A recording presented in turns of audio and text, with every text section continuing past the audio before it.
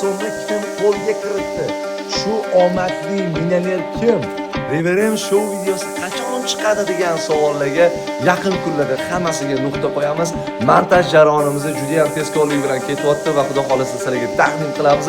Yaxshi bola YouTube kanalimda xushyor bo'lib turinglar va 100 ta ishtirokchidan bitta omadli 5 million so'm egasini taqdirlash arafasida turibmiz. Bu narsalarni takrorlashdan hech qachon charchamayman. Bunaqa shou O'zbekistonda hali butun singida hali bo'lmagan. Siz Reverend Show'ning ikkinchi soniga tayyormisiz?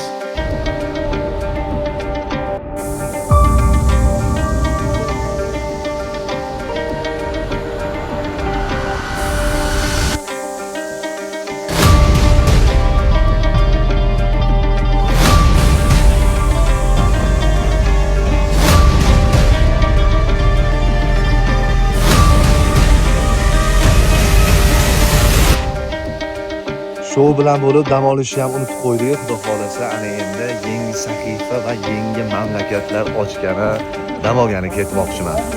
Mana shu mashinaning egasi Muhammad Sodiq aka, xudo xolasa bir neobichniy davlatga bizni taklif qildilar. Taxmin qilib turinglar, u davlat qaysi? Dunyoni bir umuman boshqa nuqtasida va juda ham ko'pchilik bu narsani televizorda ko'rgan va orzu qilgan.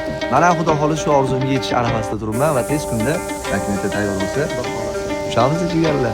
Dön Zeki.